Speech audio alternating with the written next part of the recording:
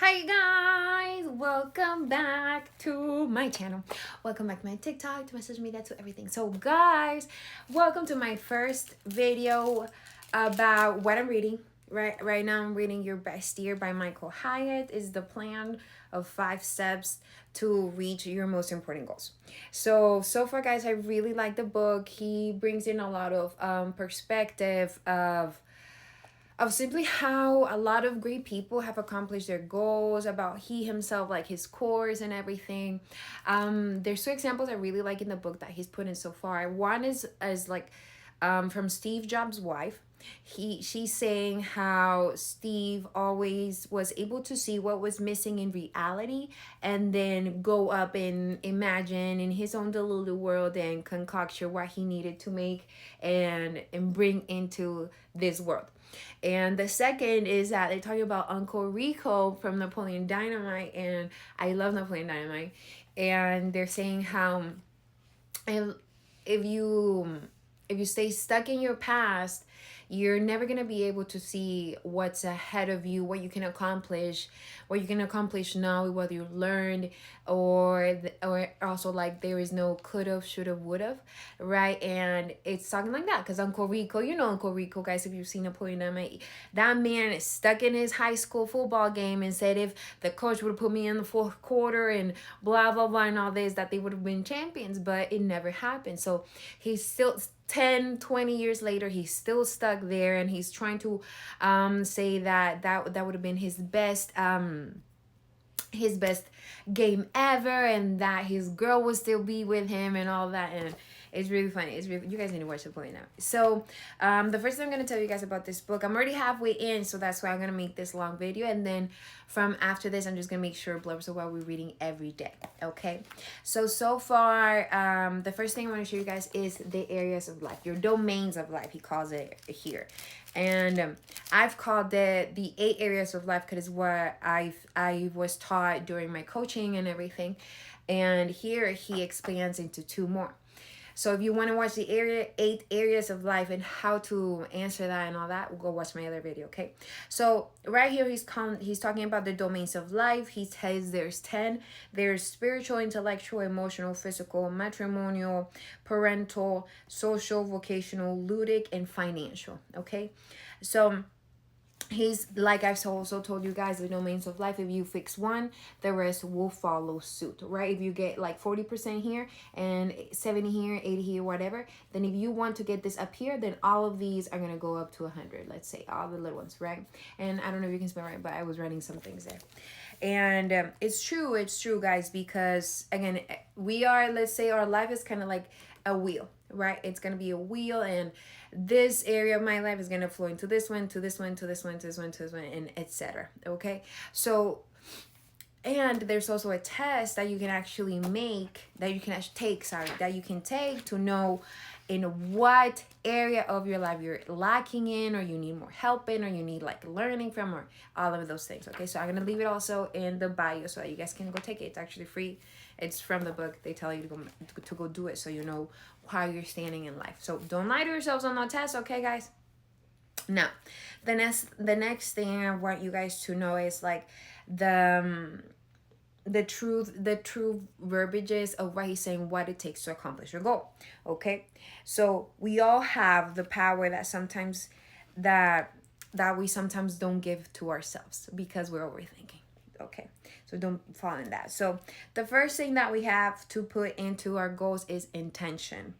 We can imagine a better reality than one we are experimenting in the present, and then we can work with others within our circumstances to reach them. Second is provision.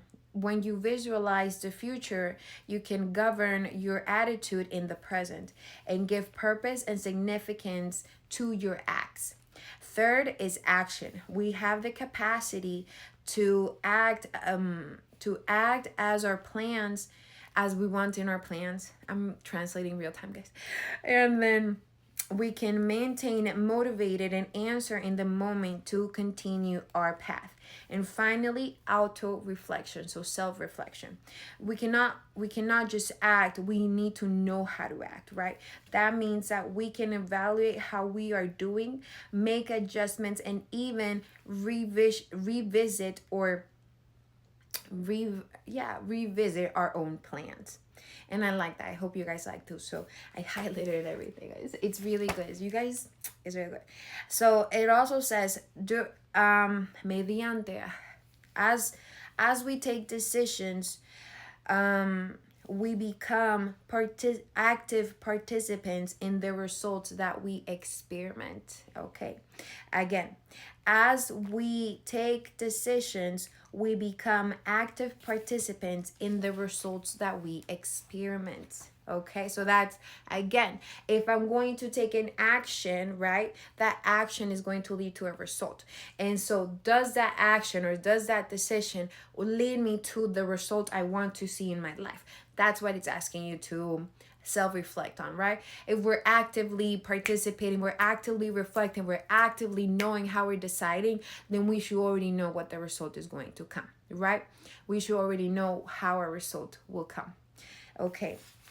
Now, the third thing I want to point out is gratitude and the potential of being grateful in your life on a day-to-day basis. I love this quote right here. It says, gratitude has the potential to amplify all that is good in our life. Okay. There's 3 practices here about gratitude that he focuses on and that he helps you focus on. It says that you can start your day with prayer. You can practice gratitude by expressing the talents of yourself, of everything that you know what to do and how, like, you just express gratitude towards yourself. And then you can have a gratitude journal where you can write like 10 things, as many things as you can think of as soon as maybe you wake up or you start in your office or something, or on your way to work, whatever, that you are grateful for, right? Your family, your car, your house, having a job. Like, guys, there's so many things that you can be grateful for on your day to day. The fact that you woke up, you should be grateful for, okay? You guys know that I'm a believer that your tomorrow is never promised, so you should take advantage of your today and be grateful for your today, okay? So the other thing, it says that yes, sometimes it is hard to be grateful or to have gratitude in our hearts because maybe a current situation or what we're going through at that moment doesn't allow us to, because our heart is like, oh, it's closed up, because we're being resentful, we're being afraid, or we're being like, I don't want this for my life, how can I be grateful for it, right? But everything that happens in our lives is for us to learn, to grow, to experiment, because in the end, either it makes us a better person or it makes us a better person. Okay. Okay. And then I want to read you guys what we did today. So today we're talking about how, despite the fact that we can have negative emotions as we're accomplishing our goals, it means that we're on the right path. Okay. So, and then the other thing is saying that we can accomplish goals that we cannot accomplish goals that keep us comfortable, and we cannot accomplish goals that are like whole bunch aside of the Lulu things. Okay, so it's the Lulu or too comfortable. So we have to come in the middle where it is just uncomfortable enough. It is just uncomfortable enough for us to take action, to take active decisions, and to know what our result is going to be. Okay. So guys, I love that little quote from today. I'm gonna tell you guys my favorite was: a goal is not only about what you can accomplish, but is what you can become to be. Okay. Goals are about growth. A good goal makes us grow and mature. Okay, so there you have it, guys. Stay tuned for tomorrow's.